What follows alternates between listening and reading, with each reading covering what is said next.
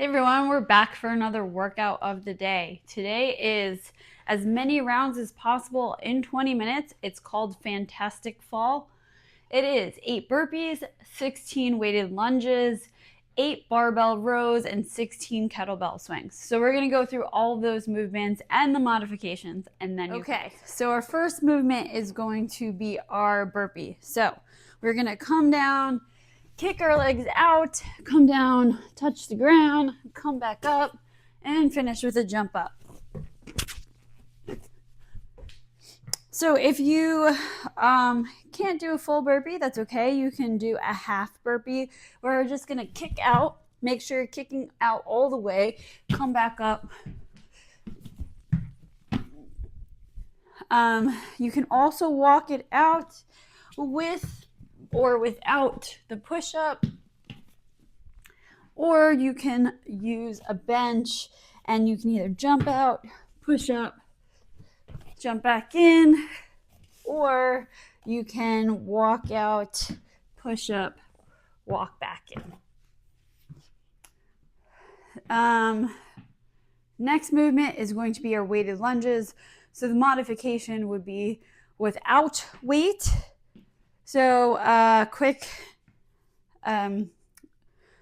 review. We're going to come out, step forward, and we're going to come to a 90-degree angle. So both sides are 90-degree angles. Come back. We want to make sure that we're up and straight. We're not leaning forward or back. This is especially important if you're going to use weight. So we can use weight several ways. We can use a dumbbell, and we can just place it in that front rack position.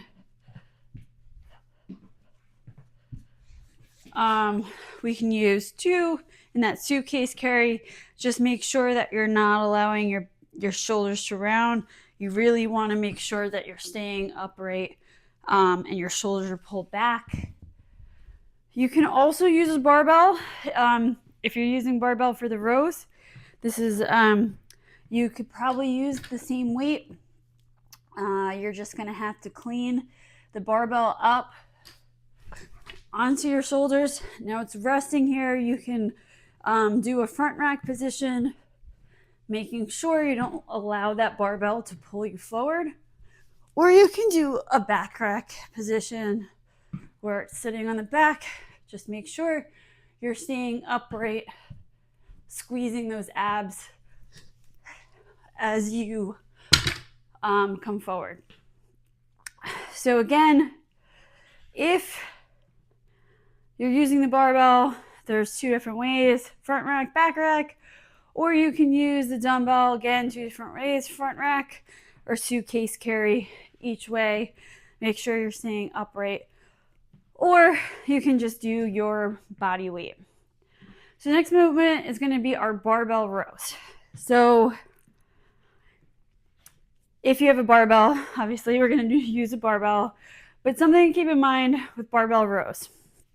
1, we want to be bringing our hips back and our knees are going to be slightly bent. Unlike every other movement where I'm telling you to keep the barbell close, the barbell is going to be hanging in front of you. So you have to make sure that you don't allow your shoulders to get loose or your back to get rounded. You want to be in a nice straight position, squeezing your core, squeezing those shoulders back, and coming up so that the barbell touches, if you're a girl, right below that, on that sports bra line. Sorry, couldn't speak there for a second. So this is what it's going to look like forward. You're going to set your feet up about hip width apart. You're going to first stand straight up with the barbell, and then you're going to bring those hips back. You're going to allow the barbell to hang from your shoulders, and you're going to pull up. Now, let me do it sideways for you. So again, squeezing those shoulders. Biggest mistake I see with rows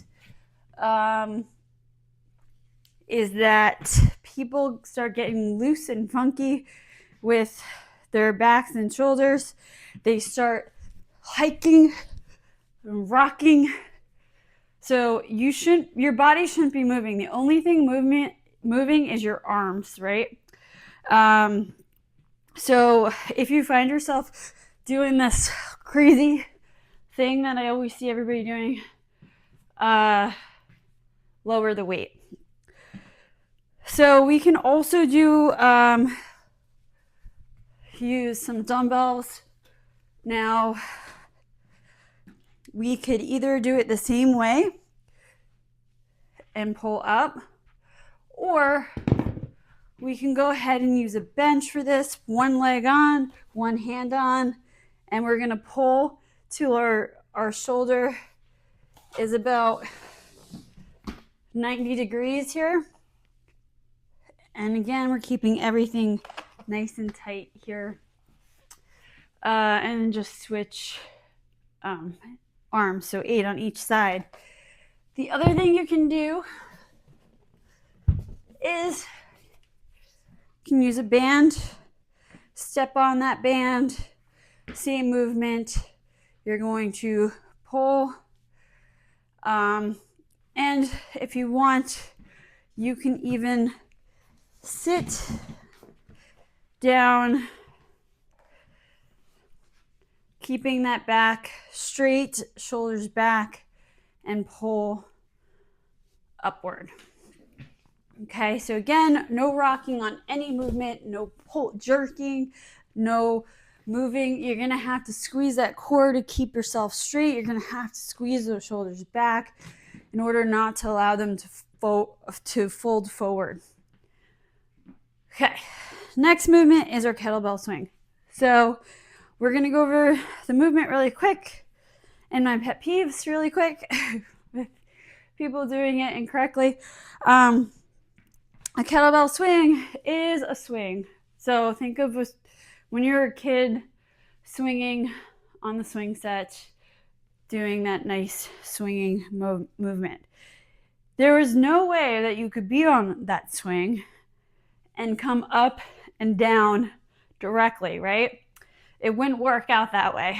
So it's the same thing with a kettlebell swing. In order to be able to really get that kettlebell up, you got to swing it forward, which is what we're going to use our glutes, our legs, our hips to get the kettlebell upward, right? So we're not pulling it. It's not an arm movement. It's a leg glute movement. You can even get some abs in there too. So how do we know we're doing it right? Well, the best way to really know is where you're hitting back when you come back, where you're hitting your thighs, right? So we're going to think about the outside of our wrist touching the inside of our thighs. That's as far back as we should come. So in order to get that there, we have to bring our hips back.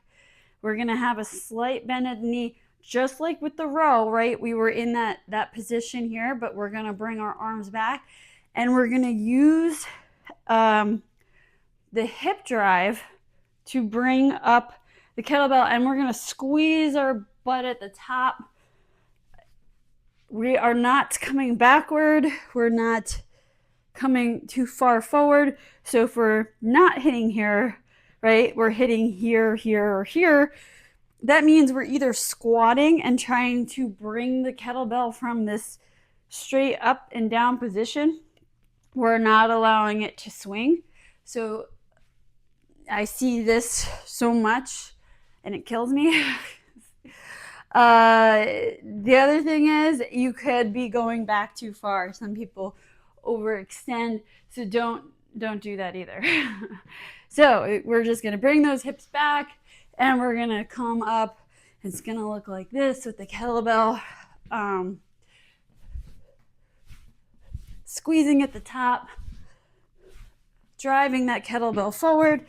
And if we don't have a kettlebell, it's okay, don't panic. We can use a dumbbell the same way. You can experiment with different weights. If we're kind of just starting out, not ready, don't have weights, but we have resistance bands, that's cool too. We can step inside this band here, bring it through our legs, and we're going to use that same movement forward. So that's all of the movements for the workout. Good luck. Mark down your weights, your movements, and time, and rounds. Good luck.